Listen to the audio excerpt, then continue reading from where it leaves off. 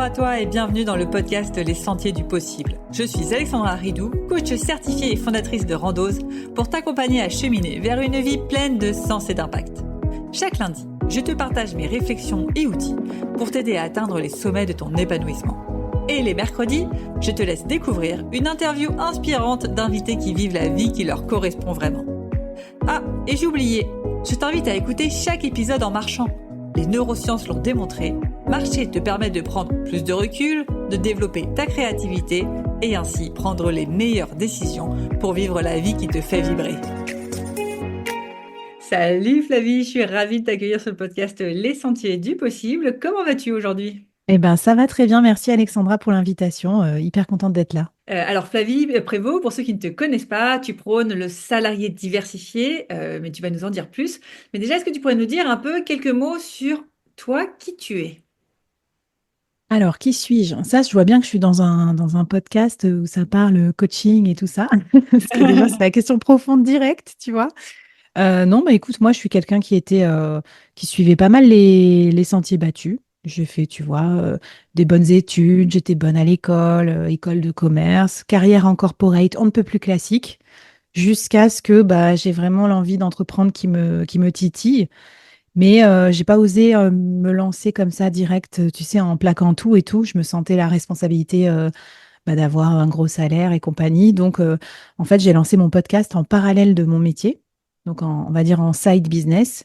Et c'est comme ça que j'ai découvert l'entrepreneuriat. Et c'est comme ça que j'ai découvert aussi bah, le sujet qui nous amène, le fait d'être salarié diversifié, c'est-à-dire combiner entrepreneuriat et salariat.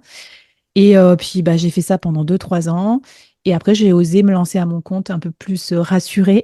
La meuf qui a besoin de 3 ans pour se rassurer.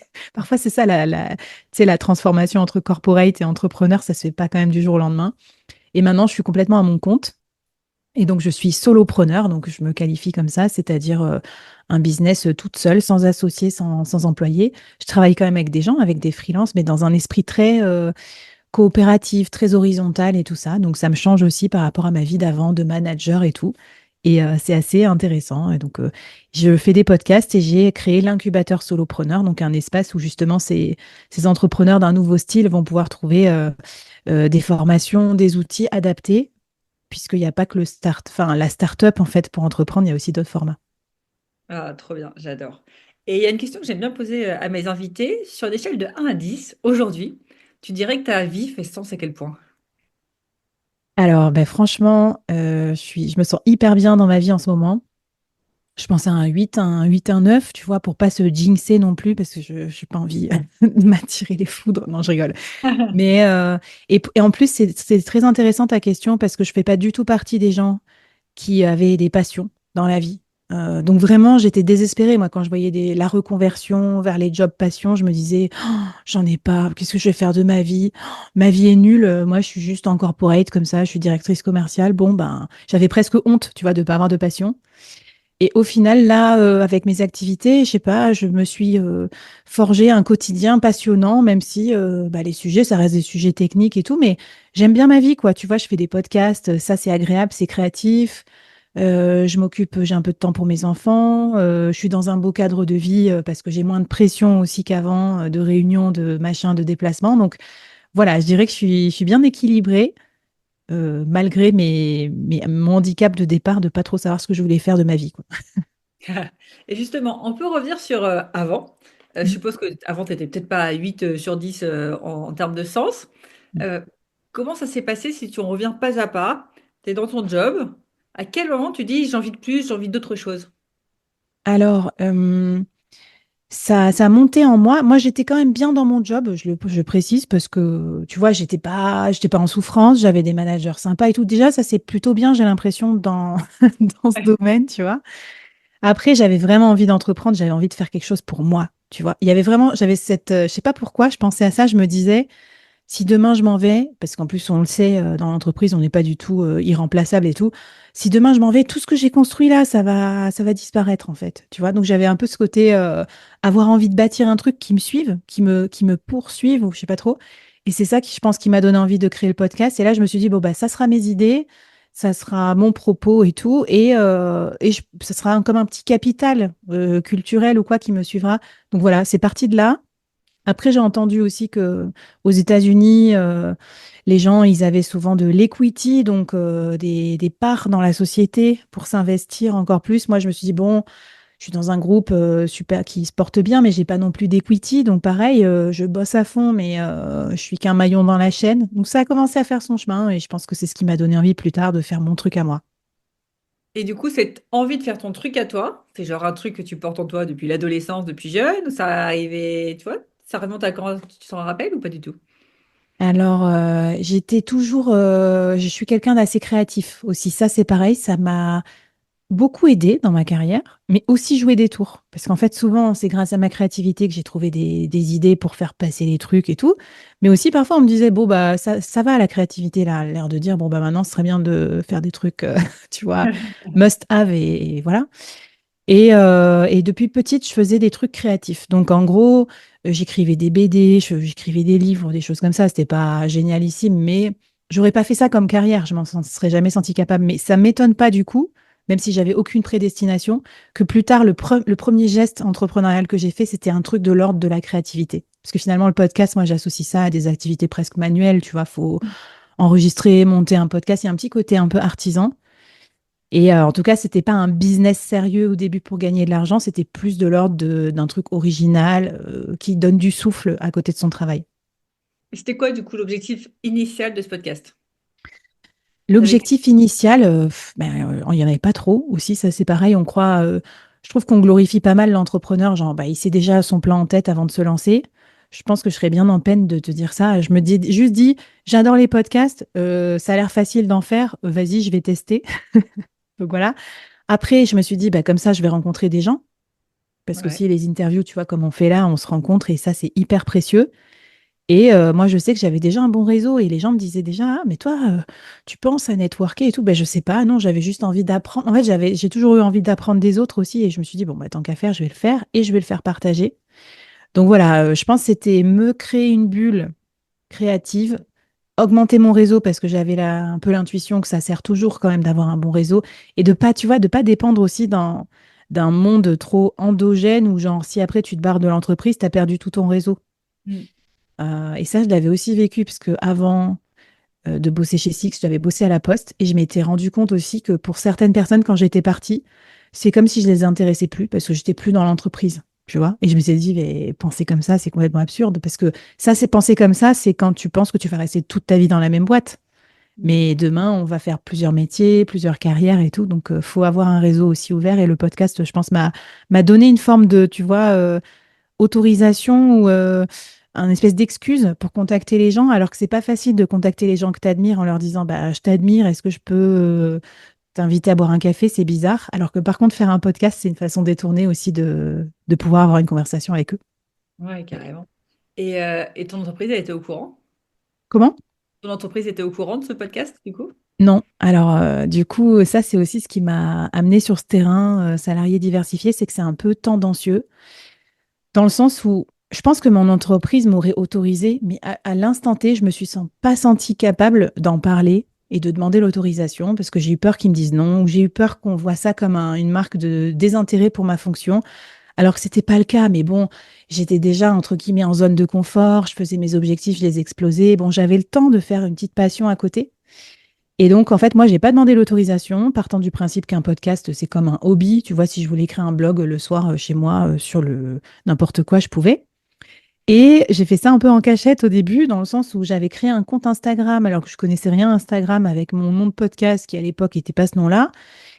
Et puis, à un moment, je me suis dit, c'est quand même con de pas utiliser mon LinkedIn où j'ai 3 ou 4 000 personnes dans mon réseau pour en parler, quoi. Ouais. Et du coup, je me suis dit, allez, je me sens d'attaque, je fais un post par semaine sur mon podcast, juste je m'autorise cette petite incartade.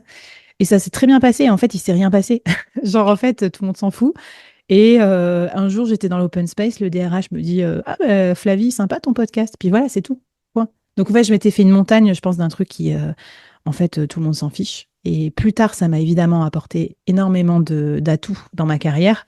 Mais les gens n'ont pas pris ombrage d'avoir un truc à côté, parce qu'en fait, tout le monde fait ça. Mm. Des conférences, donner des cours, avoir des hobbies, faire partie d'associations, surtout quand tu es cadre, c'est quand même presque quelque chose qui t'aide aussi dans ta carrière. Ouais, carrément. Bah, comme tu dis, rien que pour le réseau, quoi. Euh, ultra intéressant et c'est vrai que je me reconnais là-dedans. Moi aussi, je me suis lancée en parallèle et au Mm. début, je ne voulais pas en parler. Alors moi, j'ai écrit un livre pendant le Ah, Covid. génial. Et je me suis dit, oh, est-ce que j'en parle, est-ce que j'en parle pas, est-ce que comment le prendre? Et finalement, tu vois, pareil, je l'ai communiqué et puis comme toi, bah écoute, t'as écrit un livre. Alors que toi, tu t'attendais à trois baffes. C'est quoi, t'as écrit un Mm. livre? Ouais, Exactement. Et en fait, je crois que là où ça peut être critique, c'est si tu gagnes de l'argent aussi. Parce que ouais. souvent, les clauses d'exclusivité, elles sont sur ça. Et là où ça peut commencer un peu à grincer des dents, c'est est-ce que tu t'investis plus dans ton taf d'à côté si tu commences à gagner de l'argent. En tout cas, il faut le déclarer souvent. Donc, il faut regarder ces clauses à ce moment-là. Moi, j'étais encore libre parce que justement, le podcast, c'est pas du tout un truc où dès le premier épisode, tu gagnes de l'argent. Déjà, personne l'écoute, faut le faire connaître, faut prendre le temps. Et moi, j'ai réussi à monétiser mon podcast et tout ça que 2 ans plus tard. Aussi, sans doute parce que j'ai pris mon temps, parce que j'avais mon salaire à côté. Donc, tu vois, j'y suis allée tranquille. Et ça a été quoi justement ce déclic de je quitte mon job? Alors, j'ai quand même eu assez tôt l'envie d'entreprendre à 100%, ce qui n'est pas le cas de tout le monde. Il y en a qui sont à l'aise avec ça, mais moi, il y avait plusieurs trucs qui se confrontaient. Euh, j'avais envie de quitter Paris aussi, donc tu sais, j'avais un peu ce petit côté, si je suis à mon compte, je pourrais aller bosser d'où je veux. Mm. Je me suis installée à Nantes entre-temps. Voilà, l'aventure me tentait. Et alors, par contre, bah, du coup, moi, j'ai été enceinte de mon deuxième enfant à ce moment-là. Donc, bah, j'ai reporté mon départ. En gros, je me suis dit, bah, je vais y aller tranquille quand même. Et voilà. Et après, c'est à mon deuxième congé maternité que j'ai profité. Et là, c'est pareil, ça m'a fait un signe, tu sais, du destin, quoi, où je me suis dit, bah, souvent, quand tu es une femme ou un homme, j'en sais rien, c'est beaucoup plus facile de négocier à son retour de congé mat, quoi. Tu vas dire à l'entreprise, écoutez, comme ça, vous n'avez pas besoin de me reprendre et ensuite de tout désorganiser. On s'organise à l'avance, 3 mois avant que je revienne, rupture conventionnelle, etc. Donc, c'était des conditions favorables pour négocier. Donc, j'ai su prendre aussi le bon tournant au bon moment. Donc voilà, ça m'a fait une petite poussette dans le dos en plus et je me suis lancée comme ça. J'ai tout fait en même temps. Déménagement, deuxième enfant, à mon compte, mais quand même avec la ceinture de sécurité, tu vois, d'avoir aussi le chômage et d'avoir fait tout ce que j'avais fait avant pendant presque 2 ans, qui m'avait aidé à poser les bases de l'entrepreneuriat, prendre la parole sur les réseaux sociaux et tout. Et mine de rien, tout ce capital que j'ai construit, ça avait l'air d'être rien, mais je suis contente de l'avoir fait pendant que j'étais encore payée en sécurité parce que quand tu te lances dans l'entrepreneuriat, après, le seul truc qui compte, c'est est-ce que tu as des clients pour pouvoir bouffer? Et du coup, tu as moins le temps quand tu es obsédé par faire du chiffre d'affaires pour construire des actifs tels qu'un média, un podcast, une newsletter ou autre. Ouais, et là j'appuie vraiment tes propos, puisque alors on a à peu près eu le parcours similaire, seulement moi j'ai pas trop anticipé. C'est-à-dire que moi, au moment où j'ai l'idée de je lance ce truc en parallèle, je m'étais dit, bon, bah, comme toi, tu vois, ça va durer 2, 3 ans. Et en fait, bah, j'ai saisi, comme toi, des opportunités. C'est-à-dire que je suis tombée enceinte et pendant mon congé mat, il se trouve que mon mari, on était sur Paris, a trouvé un job sur Grenoble. Et Ok, donc là, moi, génial. mon opportunité, c'était d'avoir le chômage pour suivi de conjoint. Et donc, je me suis dit, bah, en fait, c'est le moment où jamais lancer ton activité. Mais je n'avais pas tous les actifs en amont. Donc, un Oui, peu comme toi, tu vois, ce truc de c'est bon, j'ai Pôle emploi et on est bon. Mais j'aurais aimé avoir ces actifs plus tôt. Donc, j'appuie vraiment ton conseil sur euh, construire son activité, je pense, en parallèle et construire des actifs en parallèle de son job. Ça permet en effet, une fois qu'on est lancé à 100%, relâcher la pression et pas se dire, mince, il faut absolument que je fasse des sous là maintenant tout de suite. c'est ça. Ultra intéressant. Et du coup, tu te lances à 100%. Tu fais quoi? Alors au début, j'ai fait du freelancing. Et en fait, souvent, c'est un truc que je conseille. En fait, c'est très simple. Tu sais, les gens, souvent, quand ils sont, enfin, je sais pas, moi, mes potes et tout, ils me disent, ah, j'ai pas d'idée pour entreprendre et tout. Ils s'imaginent qu'il faut créer un truc de fou, quoi. Tu vois, le nouveau Doctolib de machin, le nouveau Uber de trucs. Et c'est faux. Vaut mieux plutôt rester dans son domaine d'activité qu'on connaît bien. Souvent, on a une expertise précise et pointue sur un sujet, donc pourquoi en sortir? Et donc, bah, en gros, moi, j'ai été directrice commerciale externalisée en freelance pour d'autres boîtes. Et ça a très, très bien fonctionné parce que bah, je prenais mes compétences d'avant et je les mettais dans un nouveau contexte. Sauf que, bah, au bout d'un moment, je me suis dit, bah, c'est un peu pareil que d'être salarié, en fait. Et c'est là que Mm. j'ai déchanté aussi, et ça aussi, ça se passe souvent dans l'entrepreneuriat. Parce que j'ai fait une belle première année, j'ai fait 100 000 euros de chiffre d'affaires en freelance, ce qui est déjà beaucoup par rapport à certains freelances. J'étais à 800 euros hors taxe la journée. Et en même temps, à la fin d'année, bah, je me rends compte qu'il me resterait la moitié de ça, quoi. Enfin, je sais pas, en société, en gros, tu divises. Donc, Et alors que moi, j'avais un beau salaire quand j'étais directrice France, j'avais un salaire à 6 chiffres. Donc je me suis dit, attends, donc j'ai quitté une situation pour être libre, mais en fait, je suis pas libre parce que je bosse comme un chien pour mes clients en freelance parce que tu as encore plus la pression parce que tu sais, tu as envie qu'ils te gardent et tout. Voilà, c'est ça, la facturation, elle est mensuelle, hein, donc c'est pas comme un salaire où tu es parti en CDI.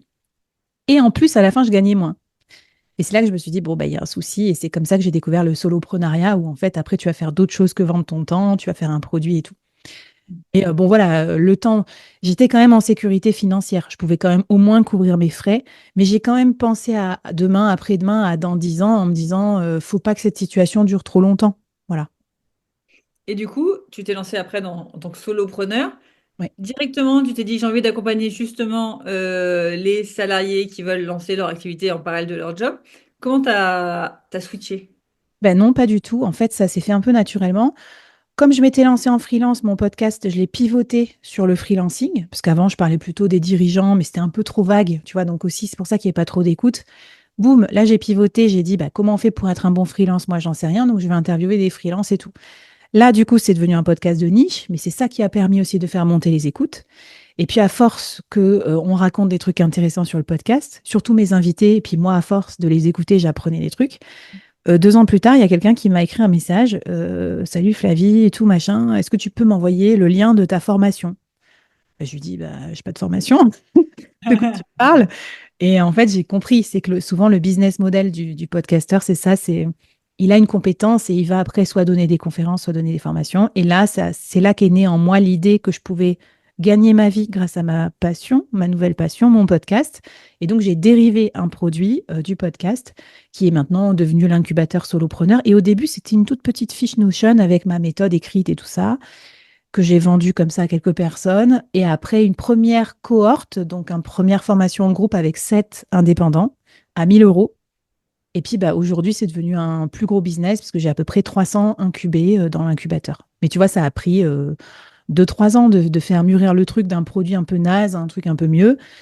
Et ça aussi, c'est un message peut-être pour ceux qui nous écoutent qui sont encore en poste. C'est aujourd'hui, on se lance plus en créant un produit dans son garage pendant 2 ans et ensuite en le mettant sur le marché. On fait l'inverse. On se met sur le marché à la rencontre de ses clients, on fait des podcasts et où on discute avec eux. Et c'est eux qui vont nous donner la bonne idée de produit. Et un produit qu'on développe avec ses clients, en fait, il trouve plus vite son marché que l'idée que vous aurez comme ça, l'éclair de génie, alors que vous n'êtes pas encore lancé. Ouais, carrément. Et justement, tu donnerais quoi comme conseil à quelqu'un qui est dans son poste? Il a aucune idée de justement qu'est-ce qu'il pourrait créer. Comment il fait pour se dire, bah tiens, quel type de personnes je vais aller rencontrer pour avoir des idées de créer quelque chose? Alors, moi, j'aime bien la stratégie média, comme j'ai fait, parce que, en gros, c'est bah, tu commences à parler de ton expertise sur le médium de ton choix. Si tu aimes bien les podcasts, tu fais un podcast. Puis il y en a qui aiment bien les chaînes YouTube. Il y en a qui vont écrire des newsletters très pointus. Il y a l'embarras du choix. Euh, En faisant ça, du coup, tu racontes juste ce que tu fais. Ça, normalement, tu es capable d'en parler. Ton expertise, je sais pas, le coaching ou directeur des achats. Ça va intéresser des gens. Et puis après, c'est ces gens-là qui vont commencer à lire, à écouter et tout. Tu vas pouvoir discuter avec eux. Et ils vont te faire un feedback. Donc, en gros, ça sera tes premiers clients cibles. Et c'est ce que les Américains appellent audience first, product later. Voilà. Et je trouve que c'est pas mal comme idée. Et sinon, peut-être une autre approche pour ceux qui veulent pas se lancer dans cette aventure qui est quand même un peu longue, parce que le média, oui, c'est bien, mais en vrai, ça prend du temps quand même, créer du contenu et tout, ou qui veulent pas du tout prendre la parole en ligne. Il y a le fait de faire du consulting. Donc, tu as ton métier et tu te dis, bah, pour qui d'autre je pourrais le faire? Sans que ça soit concurrentiel avec ton employeur, bien sûr, mais je sais pas, tu es directeur des achats responsables dans l'industrie, peut-être que tu peux donner des conseils en direction des achats responsables dans d'autres trucs qui sont non concurrents. Mm. Et donc bah là, ça permet de monétiser directement, c'est-à-dire que tu peux faire, souvent ce qu'on fait, c'est 100 euros hors taxe de l'heure, à peu près en consulting à l'heure. Tu ouvres un calendrier payant, tu fais ça, et voilà, tu as tes premiers euros de complément de salaire. Et, et justement, tu crois qu'il y a des conditions pour enfin, pour être un bon, on va dire, salarié diversifié, ou plutôt, je reformule la question, tu crois qu'il y a des gens pour qui ce n'est pas fait? Oui, alors je pense quand même, parce que même si les gens sont de plus en plus polyactifs. J'ai vu des chiffres là-dessus, notamment les jeunes, Gen Z, je crois que presque 30% de ceux qui créent des micro-entreprises sont polyactifs, donc ils ont vraiment les deux, salariat et entrepreneuriat. C'est quand même pas 100%, tu vois. Déjà, enfin, on t'oblige pas à être salarié diversifié ou quoi. Moi, je pense que c'est pas forcément les compétences nécessaires, parce que tu vas les développer en fait en te lançant. D'ailleurs, par exemple, souvent on parle de la gestion du temps, mais c'est parce que tu vas avoir deux business à gérer, donc ton métier principal et ton side, que tu vas être mieux organisé. Parce que moi, je n'étais pas organisée avant, je sais pas ce que je foutais de mes journées. Quand j'avais pas d'enfants et pas de side business et de podcast, ben je disais quand même que j'étais débordée, alors que franchement, je pense que j'étais pas débordée par rapport à maintenant. Je sais pas ce que je foutais. Bon, bref, On est tous parenthèse pareils. refermée. Avant d'avoir des enfants et après avoir des enfants, on se dit, mais qu'est-ce que je faisais Ben quand j'avais des oui, enfants en fait. exactement. Donc, je pense pas qu'il y ait des compétences indispensables. Par contre, il y a une motivation à avoir. En gros, on fait pas ça pour rien. Il y en a qui vont le faire pour l'argent, mais c'est pas la priorité, je pense. Moi, je l'ai fait pour apprendre, pour être créative, pour avoir mon truc à moi. Faut vraiment le faire parce qu'on est motivé intrinsèquement de faire quelque chose, de prouver quelque chose à quelqu'un ou de le faire pour nous. Parce que si vous n'êtes pas profondément motivé, si c'est juste un effet de mode, ça va pas durer. Parce que après, c'est des sacrifices quand même. C'est 1 heure par jour que vous allez prendre et vous n'allez pas scroller ou vous reposer ou lire ou faire autre chose. Donc oui, ça vient quand même grignoter un peu de temps. Et peut-être là, quand même, si une compétence clé, c'est d'apprendre. Apprendre, parce qu'il va falloir apprendre à faire des trucs que vous ne savez pas faire en tant que salarié. Moi, j'ai dû apprendre plein de trucs, genre apprendre à écrire l'écriture persuasive. Dans mon entreprise, j'envoyais des mails, je faisais des PowerPoint, mais je ne cherchais pas spécialement à persuader. Mm. Là, si je veux faire un post pour parler de mon produit, même pour faire écouter mon podcast, il va falloir que mon post LinkedIn il soit tourné d'une certaine manière à ce que les gens cliquent dessus. Ben, ça a l'air bête, ça, mais c'est dur à apprendre. C'est des années d'apprentissage. Apprendre à faire du no-code pour créer sa page, son site internet tout seul. En gros, vous êtes tout seul, vous vous débrouillez avec des tutos YouTube, apprendre et mettre en application rapidement, quoi. Ne pas se dire pendant 3 heures, procrastiner pendant 3 mois pour faire un truc. Non, c'est vous regardez un tuto et tout de suite après, vous le faites. Mm. Ultra intéressant comme conseil et je suis d'accord. Ne pas passer trop de temps non plus. Il y en a qui vont beaucoup apprendre et jamais passer à l'action parce que Oui, ouais, je ne t'as raison. pas 100%. Et donc, ce apprendre et passer à l'action est vraiment important, les deux le plus proche possible, puis pour ne pas tomber dans le perfectionnisme. Euh, Ultra intéressant, Flavie. J'ai une autre question du coup pour toi. Je suis salariée, j'ai envie de me diversifier, jusqu'ici on est bon, mais je suis pas sûre de moi. Tu leur conseilles quoi? Parce qu'il y en a qui, on a beau dire il n'y a pas de risque, justement, est-ce qu'il n'y a vraiment pas de risque à ce que je sois pas sûre de moi et que je teste et que j'échoue, ou est-ce qu'il y a quand même des risques? Moi, je pense qu'il n'y a pas de risque parce que après, quand tu te lances dans l'entrepreneuriat, tu te rends compte que tu lances plein de trucs qui échouent et que personne s'en souvient. Personne ne le voit. On voit que les trucs à la fin qui marchent. Mais moi, j'ai plein de trucs que j'ai ratés, hein. Des idées de produits qui n'ont pas marché, des pivots que j'ai fait en freelance. Tu sais, j'ai essayé plusieurs spécialisations. Bon, bah, des fois, tu trouves pas de clients. Bon, bah, c'est un échec, mais personne ne le voit en fait. Il n'y a que toi qui le vois. Donc, je pense qu'il n'y a pas d'échec. Après, là où par contre, il faut faire attention, c'est faut être un peu stratège. C'est-à-dire qu'en fait, il y a des business models avant même de se lancer où tu sais très bien si ça va être fait pour toi ou non. Typiquement, si tu veux vivre grâce à ton podcast, il va falloir en gros sponsoriser ton podcast. Ça implique quoi comme compétence? Ça implique de savoir prospecter. Parce que les sponsors, ils vont pas venir à toi comme ça, bah tiens, Flavie, prends mon argent. Ben non. Donc, si déjà à la base, tu détestes vendre, tu sais pas écrire un mail de prospection et compagnie, bah, bon courage pour vivre de ton podcast. Tu vois? Donc, en gros, j'ai presque envie de dire aux gens, tirez un peu la pelote et posez-vous la question de où ça vous emmène. Typiquement, si tu veux être coach, thérapeute, bah, tu vas faire des séances individuelles. Souvent au début pour te lancer. Donc, si tu peux bosser qu'une demi-journée par semaine, bon, bah, tu pourras pas gagner 10 000 euros par mois. Donc, bah, déjà, il peut y avoir un hiatus entre ton objectif et ton business model.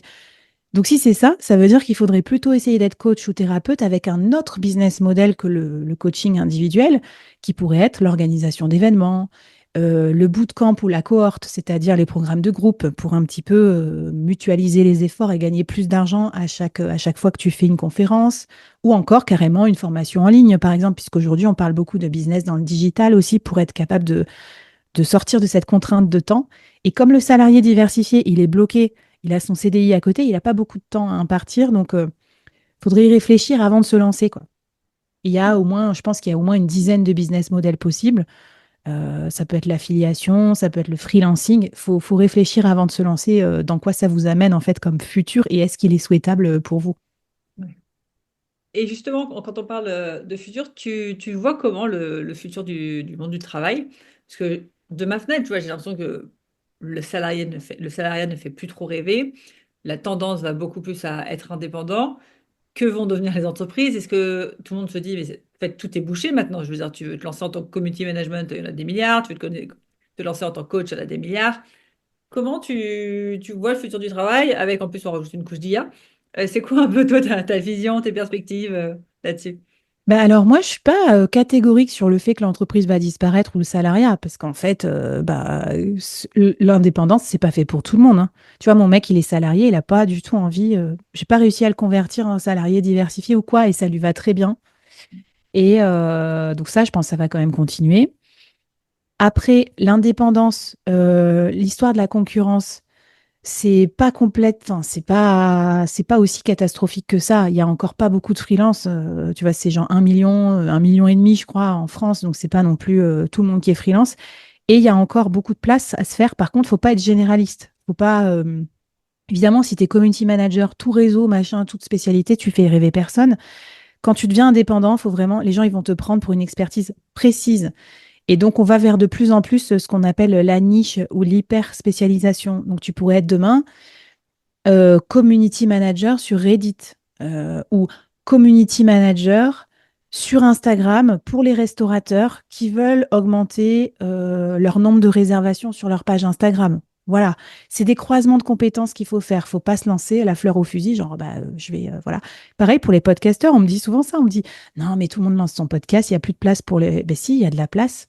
Il y a plein de niches encore où il n'y a pas de podcast. Je sais pas, j'en parlais à mon dentiste. Il me dit, ah, j'écoute des podcasts. Je suis pas sûre qu'il y ait des milliers de podcasts pour les dentistes. Et ça, c'est une bonne idée de business à lancer parce que je suis sûre que les sponsors de dentistes, à mon avis, c'est rentable. Tu vois, les Ouais. matériels qu'ils achètent et tout. Donc, je pense qu'il y a carrément de la place. Mais après, il faut être un peu stratège. Et, euh, et Et après, je la pense, place, justement, entre vas-y. stratégie et passion, tu vois? Entre Comment tu stratégie et privilégies? passion, Ouais. l'un n'empêche pas l'autre. Et alors, moi, ce qui m'énerve, c'est les gens qui vont me dire, c'est comme ah ben je vis de ma passion donc je peux pas gagner d'argent. Bah n'importe quoi. Enfin tu vois dans ce cas ça veut dire que ceux qui gagnent de l'argent enfin ils sont pas passionnés, c'est faux. Et du coup des fois c'est un peu des excuses aussi. Donc moi par exemple je suis passionnée de ce que je fais, mais j'ai aussi choisi des business models qui sont rentables, qui sont pratiques pour moi et du coup ça me rend mon métier encore plus passionnant. Sinon je me serais fatiguée depuis, j'aurais eu envie d'abandonner 1000 fois. Et d'ailleurs puisque tu me parlais de l'IA. Ça aide énormément, je trouve, quand tu es solopreneur indépendant, notamment salarié diversifié. Je peux te dire que si je me relançais aujourd'hui, mais ma vie serait royale parce que déjà, je mettrais l'IA sur mon taf du moment pour m'aider à faire des trucs plus vite. Je mettrais aussi l'IA pour m'aider à construire tous mes assets de solopreneur que j'ai construits un peu à la sueur de mon front. L'IA irait plus vite, hein, me faire une page de vente, me faire un kit sponsoring pour mon podcast, ça va beaucoup plus vite. Et donc, forcément, bah, ça accélère ta capacité à trouver un marché. Par contre, ben, si tout le monde a l'IA, qu'est-ce qui va faire la différence? C'est quand même d'avoir une bonne idée derrière aussi, tu vois. Ouais, Voilà. carrément. Donc, je pense, et après, sur l'avenir, je pense qu'il y aura quand même de plus en plus ce mélange des gens, je l'espère, qui auront été freelance, salariés, freelance, tu vois, des allers-retours. Alors qu'avant, ça n'existait pas le freelancing ça a commencé en France en genre 2009, c'est assez récent. Mais avant, il n'y avait pas grand-chose. Donc là, ça va se démultiplier et c'est très intéressant d'avoir été les deux. Parce que salarié, tu comprends certaines choses, freelance, tu comprends d'autres choses. Moi, j'ai aussi été manager et du coup, ça me permet d'être un peu moins naïve aussi sur la tectonique des plaques dans l'entreprise et tu vois, de ne pas penser que comme un freelance. Et je pense que c'est utile aussi d'avoir ces compétences un peu transverses. Ouais, carrément. Je me suis fait la réflexion la dernière fois. Si je retourne dans le monde de l'entreprise, euh, je me disais, mais en fait, c'est un cadeau béni pour l'entreprise d'avoir un entrepreneur. Et c'est dommage qu'il ne le voit pas comme ça, avec cette peur de, ah, mais il va repartir bientôt. Ouais. Mais peut-être qu'il repartira au bout de 2 ans, mais au moins pendant 2 ans, tu as du pain béni de quelqu'un qui est multifonction, débrouillard et a développé un truc incroyable. Ben, c'est comme c'est du pain béni. Et ce que j'essaye d'expliquer, des fois, les gens, ils redoutent de le dire à leur boss ou quoi, ou ils disent, ouais, mais mon manager, ça va lui plaire. Salarié diversifié, c'est du pain béni. Parce que moi, quand je me suis mise à faire mes trucs à côté, j'étais hyper motivée, j'apprenais plein de choses par mes propres moyens et ça enlève aussi des responsabilités au manager. Parce qu'en gros, moi, j'ai connu aussi des collaborateurs qui te mettent tout sur toi, genre, mais qu'est-ce que je vais faire de ma vie? Quelle formation tu vas me donner? Tu as envie de les secouer, de leur dire, attends, mais en fait, je vais te donner des trucs, mais toi, tu veux faire quoi? Tu peux aussi apprendre à côté. Et tu vois, l'entreprise maligne, le manager malin, demain, il accepte il leur donne limite un jour par semaine à ses employés pour faire salarié diversifié. Et je peux te dire que ça va faire des employés très compétents parce que tout ce que tu apprends à côté en lançant ton entreprise rejaillit évidemment positivement sur tes compétences. C'est pas comme s'il y avait une muraille de Chine entre les deux ou genre Flavie salarié, c'est pas la même que Flavie entrepreneur. En vrai, j'étais la même personne et je suis très contente d'avoir fait ça. Et d'ailleurs, moi, je suis restée peut-être 2 ou 3 ans de plus chez mon employeur que si j'avais eu l'irrépressible envie d'entreprendre et ok, je me lance parce que j'avais pas la possibilité de faire mon podcast à côté. Ouais, carrément, carrément. C'est vrai que ça permet aussi de garder les gens plus longtemps. C'est pas bête. Voilà. Ultra intéressant. Je vois le temps qui passe. Quelqu'un qui veut se lancer là en tant que salarié diversifié, c'est quoi le plan d'action que tu lui conseilles? Ok, Donc, on va faire un petit résumé. très bien. Alors, ma première reco pratique, c'est de prendre 1 heure par jour. Moi, j'appelle ça la solopreneur hour. Comme ça, tu sais, je me dis, c'est mon heure sanctifiée où j'ai le droit de faire que mon side business. D'accord? Donc, je suis pas en train de scroller, je suis pas en train de m'occuper des enfants. Ok. Et Attends, pendant cette une heure-là, question. Cette heure-là, hein, tu la prends. Une petite question. Cette heure-là, tu la prends, on conseille de la prendre sur l'heure du boulot ou l'heure perso? alors, bon, là, bouchez-vous les oreilles, les employeurs. Non, mais ça dépend. Mais en fait, en gros, la plupart d'entre nous, surtout les cadres et tout, on est employés pour nos résultats et pas pour notre temps de présence. Donc forcément, quand on n'a pas de side business, notre travail nous prend tout notre temps. Mais en réalité, je suis quasiment sûre, avec de l'IA, un peu plus de délégation, en étant un peu plus 80-20, tu sais, en faisant vraiment les trucs utiles et pas les trucs nice to have, mais que tu pourras faire plus tard, tu peux gratter 1 heure sur ton temps de travail sans du tout que ça n'empâtisse niveau qualité, hein. Je dis pas qu'il faut faire du travail de sagouin, c'est pas du tout l'idée. Donc si tu peux, parce que tu es dans un contrat cadre et que tu n'es pas au tarif horaire, je conseillerais de faire ça. Après, si tu peux vraiment pas, tu peux la prendre sur ton temps perso, dans ton temps d'écran. Par exemple, moi, j'avais pris sur mon scroll Instagram de perso, j'avais supprimé mon compte perso et j'avais ouvert un compte pro de podcast. Et je me forçais à écrire un post par jour sur le leadership à l'époque là-dessus. Et du coup, pourquoi je conseille 1 heure et tous les jours et pendant un certain laps de temps? Ben, c'est pour tester la motivation. Si déjà la première semaine, tu as fait que 1 fois 1 heure ou 2 fois 1 heure, bon voilà, ça s'est délité, c'est que je suis pas sûre que ça soit fait pour toi le side business parce qu'il faut quand même, certes, on n'a pas beaucoup de temps, mais par contre avec beaucoup de régularité et c'est comme ça qu'on arrive à faire des montagnes, tu vois, lancer des gros trucs. Parce que si par contre tu crois que tu vas être générer 1 000 € de salaire en 1 heure par semaine en parallèle de ton travail, bah non, faut pas exagérer. Enfin, tu vois, si c'était si facile tous les salariés auraient leur truc à côté en 1 heure par semaine pour faire 1 000 €. Non. Ouais. Donc voilà, tu sais, trouver 1 heure et puis se lancer, euh, peut-être en faisant du média ou un truc comme ça, ou en parlant de leur expertise, pour tester aussi leur idée. Donc, ultra, ultra actionnable comme plan d'action. En tout cas, j'adore ton parcours parce que tu montres aussi que l'idée que tu vas lancer à la base, elle peut évoluer. Toi, Mm. le podcast, tu l'as dit, à la base, c'était sur le leadership. Aujourd'hui, ton podcast, il est plus trop sur le leadership, si je dis pas de bêtises. Il Mm. est quand même beaucoup sur les freelances. Donc, je pense que c'est aussi important de prendre conscience que l'idée que là, je vais lancer dans mes 1 heure par jour, Ouais. bah, si c'est pas la bonne, je la change dans 3 mois, je la change dans 6 mois, je la change dans un an. Euh, et là-dessus, par contre, comment savoir que mon idée est la bonne, justement? Je me suis lancée, j'utilise mes 1 heure par jour pour, je sais pas, bah, lancer un podcast sur le leadership. Comment je me dis que je suis sur la bonne voie? Et parce que il y a toujours ce désert, tu sais, que tu Mm. traverses, où tu n'as personne qui like, personne qui fait d'écoute, etc. Et jusqu'où tu persévères? Alors, c'est une super bonne question. On ne sait pas trop, on tâtonne un peu, donc c'est OK. Je pense qu'au début, tout est bon. Tu vois, parce que même si personne écoute ton podcast, au début, il y a quand même, t'apprends à faire un épisode, à monter, à uploader, à faire une légende. Enfin, t'apprends énormément de choses. Donc, tant que t'apprends, c'est bon, déjà. Après, il y a la deuxième question de est-ce que c'est rentable? C'est-à-dire, est-ce que ce que je fais, ça pourrait pas être mieux investi ailleurs? Donc là, c'est est-ce que j'ai choisi le bon service, le bon positionnement? Ben là, il faut vraiment écouter en n'étant pas trop biaisé. Ça, c'est dur parce que typiquement, un podcast, on le trouve chouette, quoi, son podcast, et après, on est là, bon, bah, j'ai pas d'écoute. Donc, est-ce que c'est parce que les gens ne l'ont pas découvert? Donc, il faut que je fasse plus d'une autre activité, genre communiquer plutôt que produire des podcasts. Ça, c'est souvent ce qui fait défaut aussi hein, aux gens.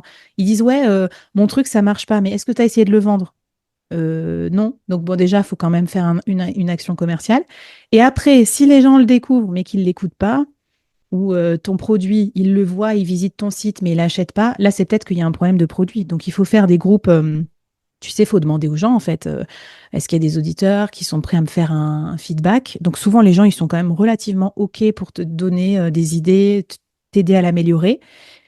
Et voilà, donc moi, c'est comme ça que je m'étais dit, bah tiens, mon podcast, il est trop générique. Je parle de leadership, de management, mais à côté, il y a Pauline Léniaud qui a des moyens bien supérieurs, une compétence bien supérieure, un budget supérieur.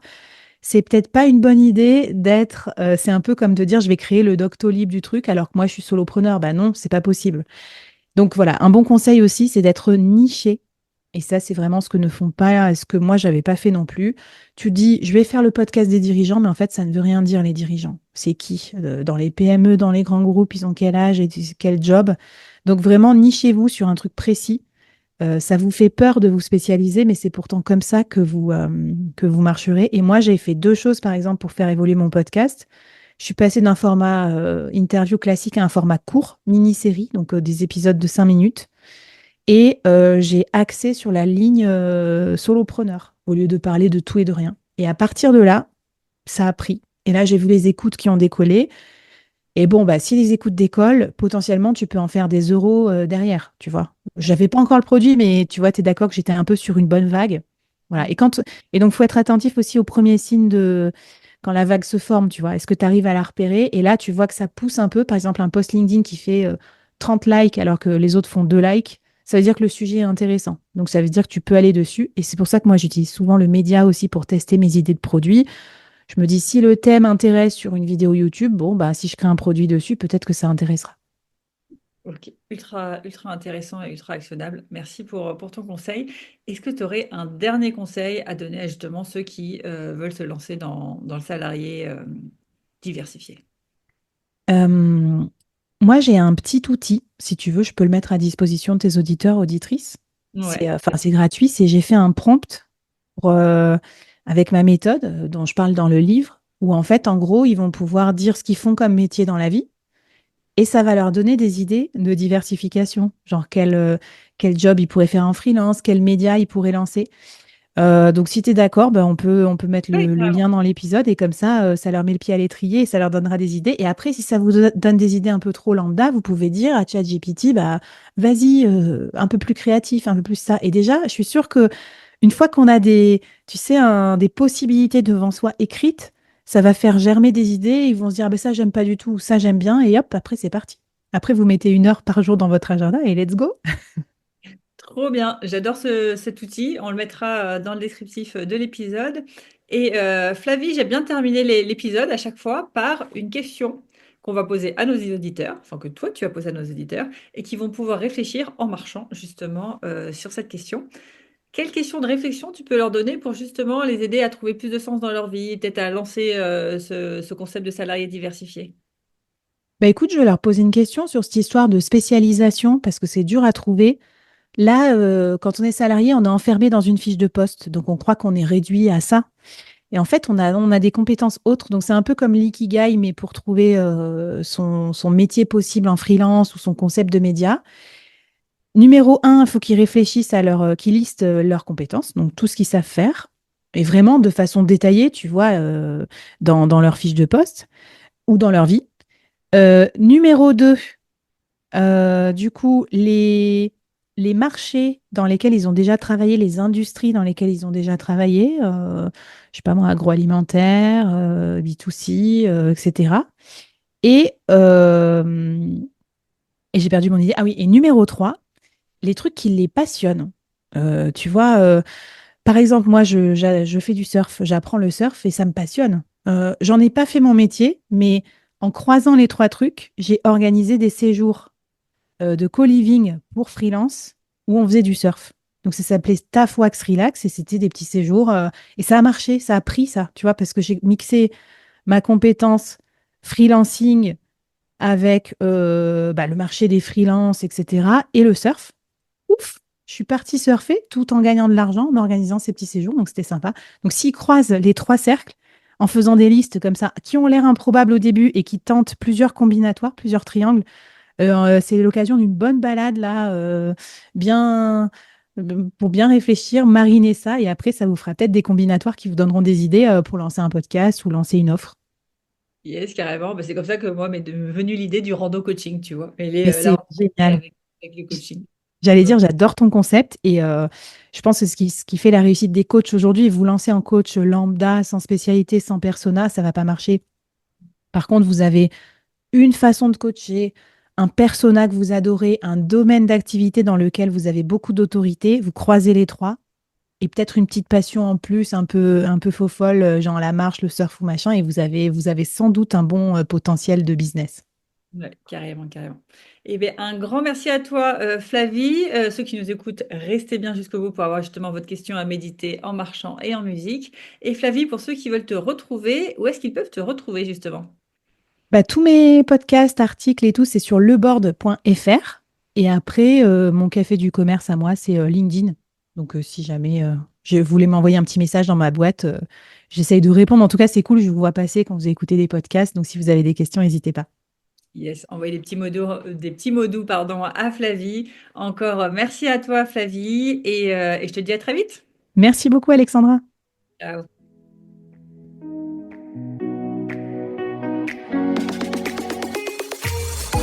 Avant de te plonger dans la question de coaching du jour, pense à rejoindre la plateforme d'exercice en ligne du podcast pour y retrouver les notes d'épisode, les questions de coaching et l'action à réaliser pour cheminer pas à pas vers une vie pleine de sens et d'impact. Le lien est en description de l'épisode. Et bien évidemment, si tu as aimé cet épisode et le concept du podcast, tu peux me le faire savoir en me laissant une belle note ou un joli commentaire sur la plateforme de ton choix. Tu peux aussi partager le podcast à une personne qui peut en avoir besoin. Et c'est parti pour tes 2 minutes de coaching et on se retrouve très vite dans le prochain épisode. Bye bye! Et c'est parti pour ta question de coaching à méditer en marchant et en musique. Et aujourd'hui, c'est Flavie qui te pose cette question. Pour affiner ta niche, quelles sont tes compétences, tes secteurs de prédilection et tes passions?